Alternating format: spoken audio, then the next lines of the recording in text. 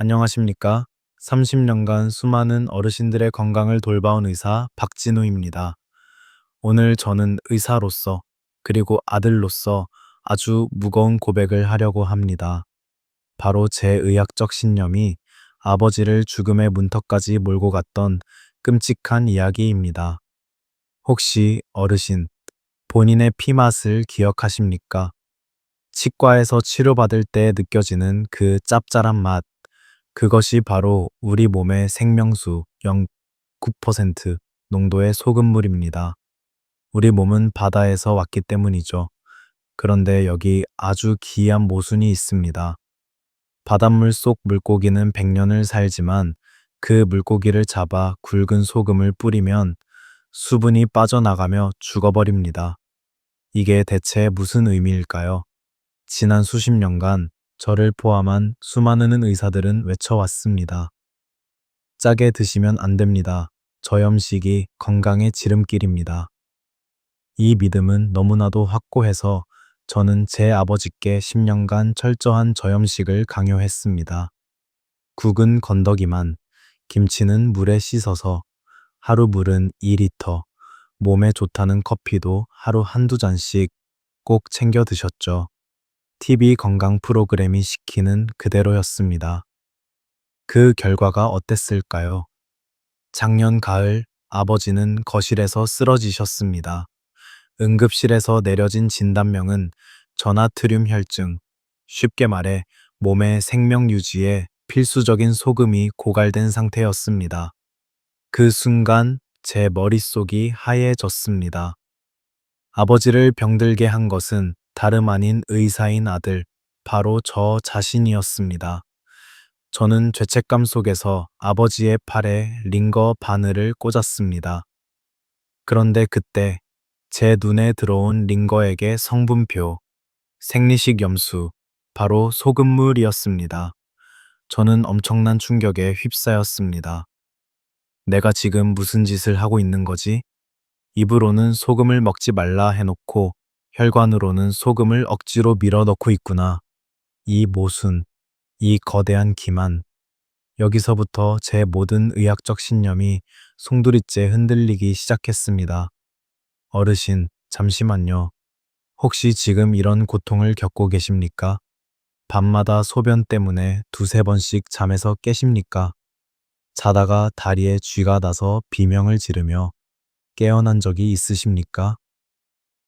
오후 3시만 되면 온몸의 기운이 다 빠져나가 아무것도 할 수 없으신가요? 원인 모를 피부 가려움증으로 밤새도록 긁으며 잠 못 이루시나요?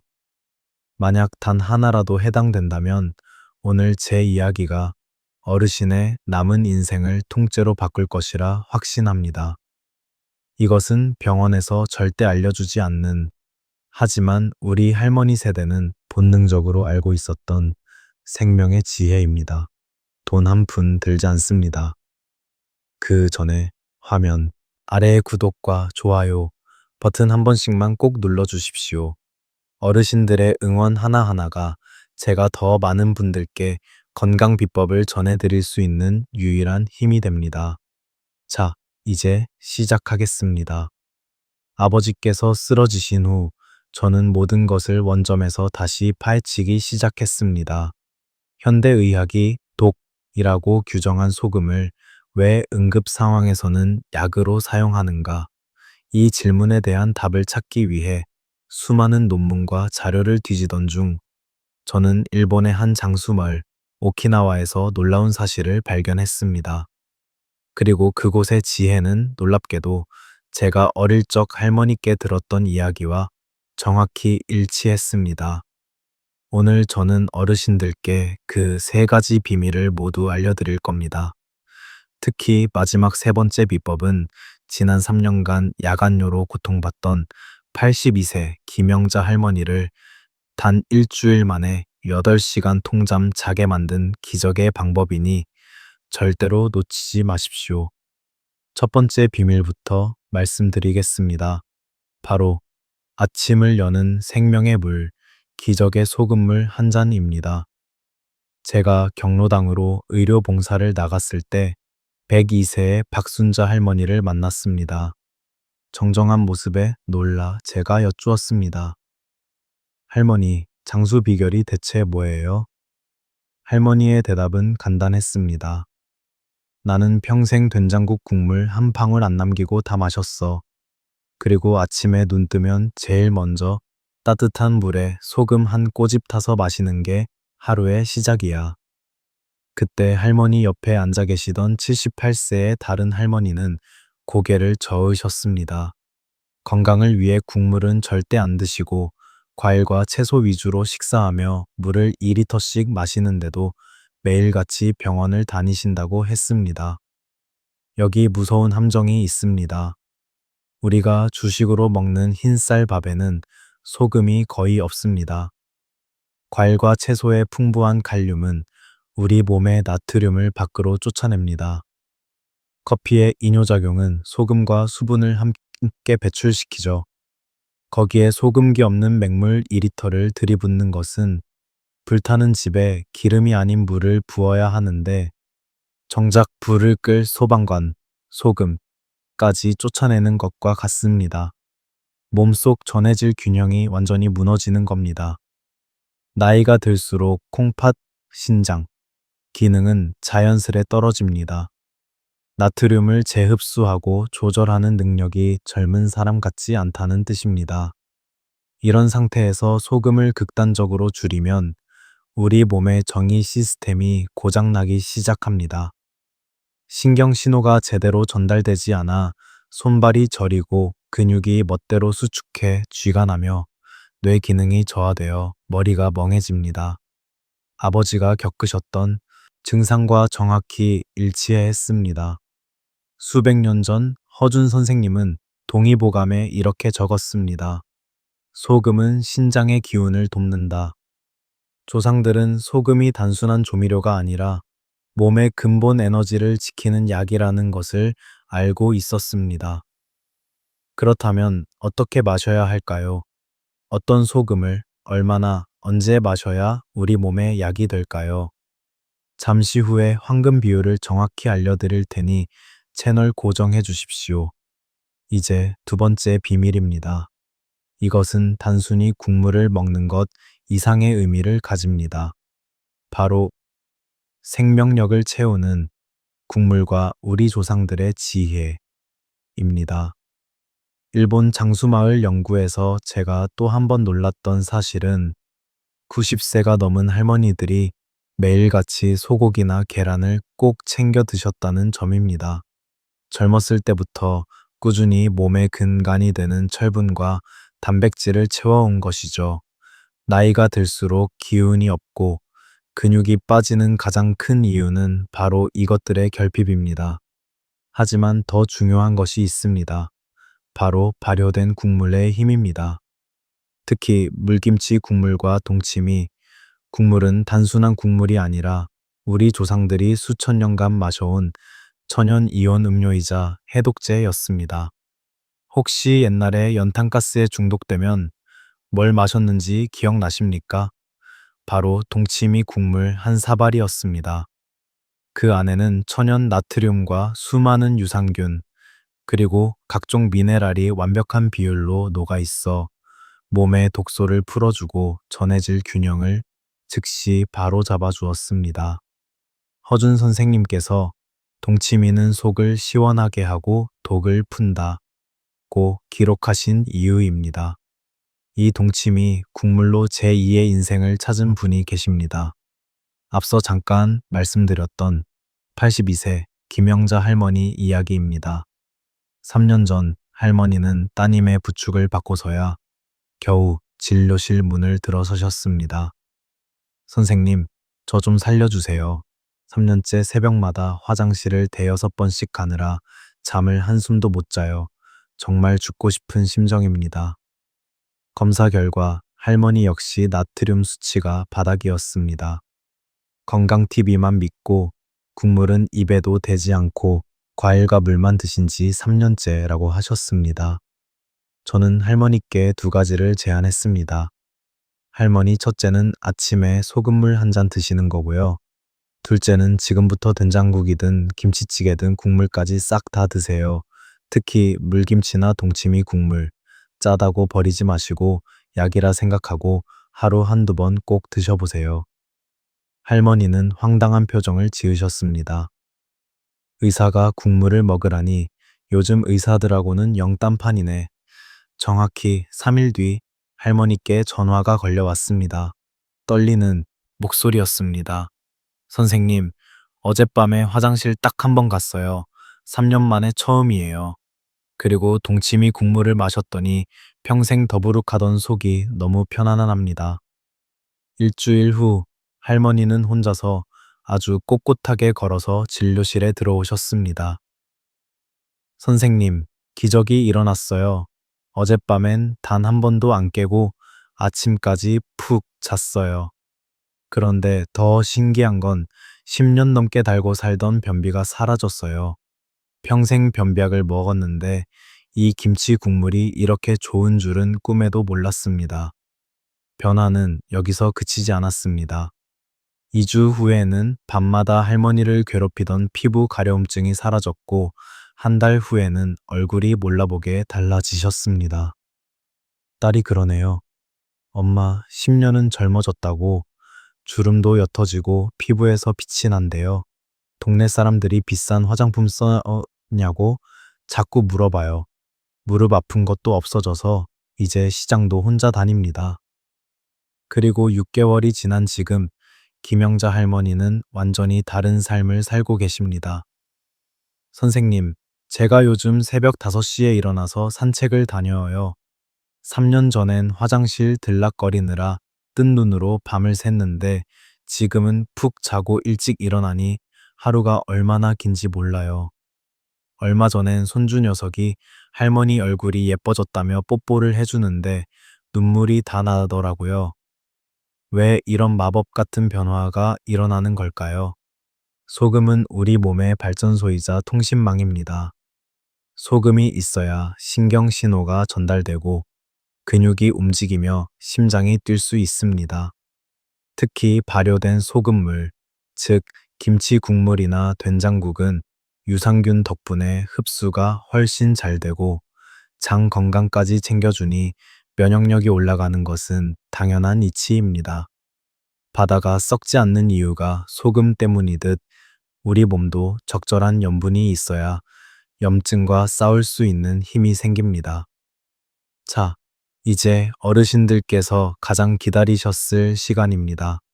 수면제 없이 새벽에 단 한 번도 깨지 않고 시간을 내리 잘 수 있게 해주는 102세 할머니들의 마지막 세 번째 비법.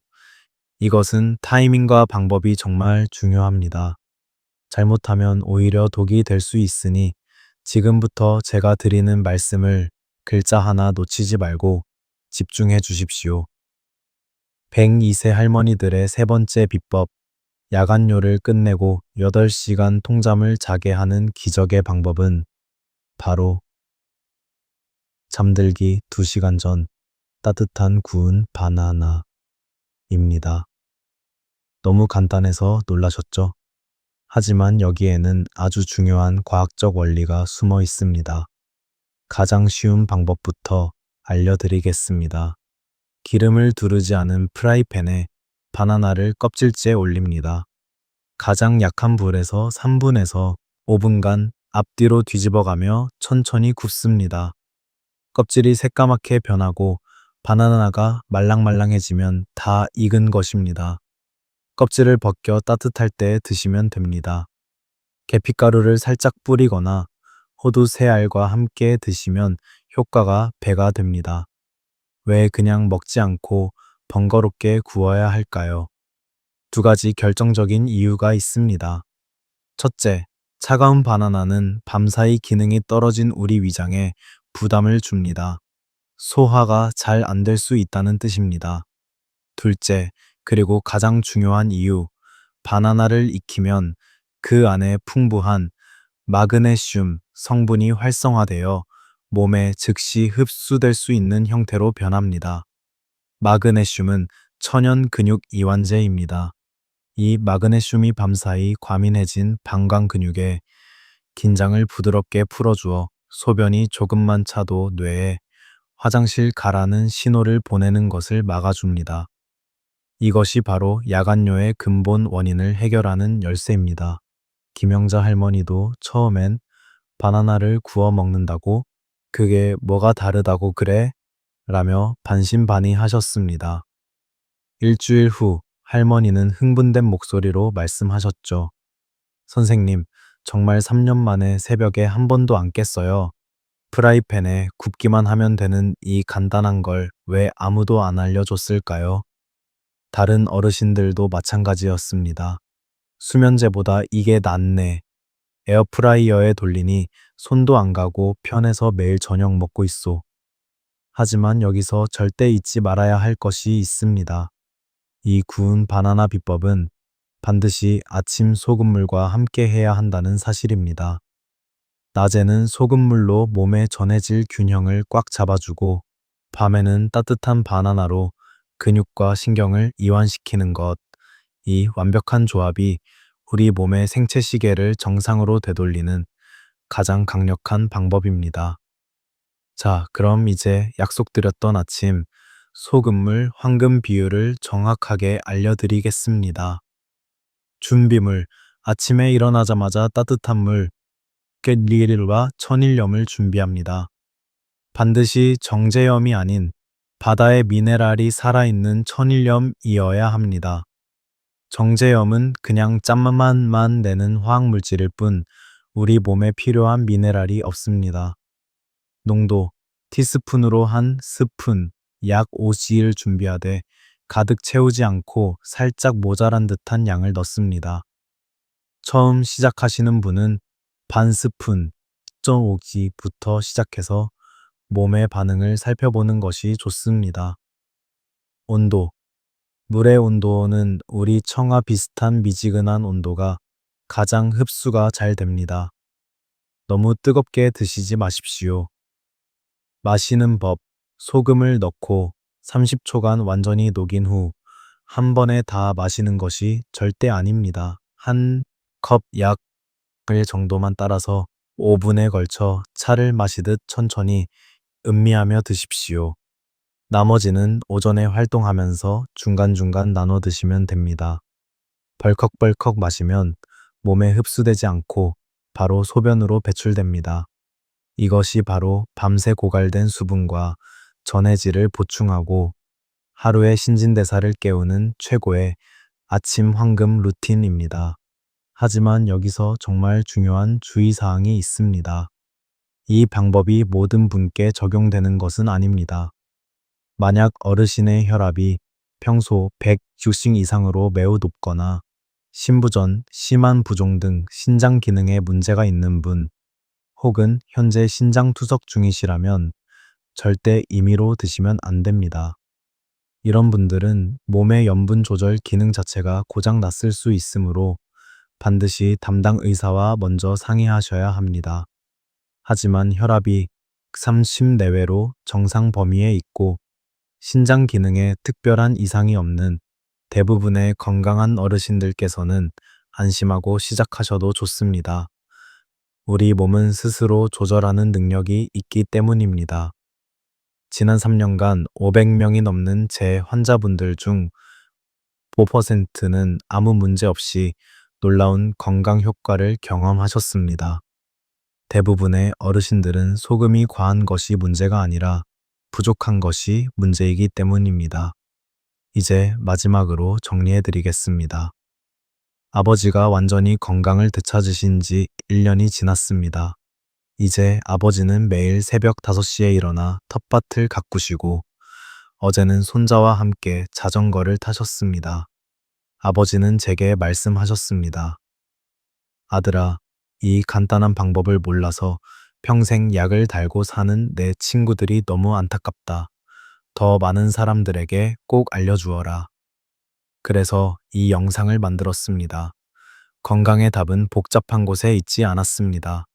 아침에 따뜻한 소금물 한 잔, 낮에는 국물까지 다 드시고 특히 동치미 국물을 약처럼 드실 것, 밤에는 잠들기 2시간 전 구운 바나나 한 개, 이 세 가지만 기억하십시오. 어르신, 내일 아침부터 딱 일주일만 시작해 보십시오.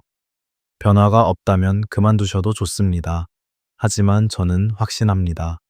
어르신의 몸은 분명 달라질 것입니다. 오늘부터 시작해 보실 분은 댓글에 시작이라고 남겨주세요. 이미 하고 계신 분은 하는 중이라고 적어주시고 어떤 변화가 있었는지 간단히 공유해 주시면 다른 어르신들께 큰 용기가 될 것입니다. 우리 모두 병원 신세 지지 않고 100세까지 두 발로 걷는 건강한 삶을 살 수 있습니다. 다음 시간에는 돈 한 푼 안 들이고 지긋지긋한 무릎 통증을 없애는 기적의 비법을 알려드리겠습니다. 건강하십시오. 감사합니다.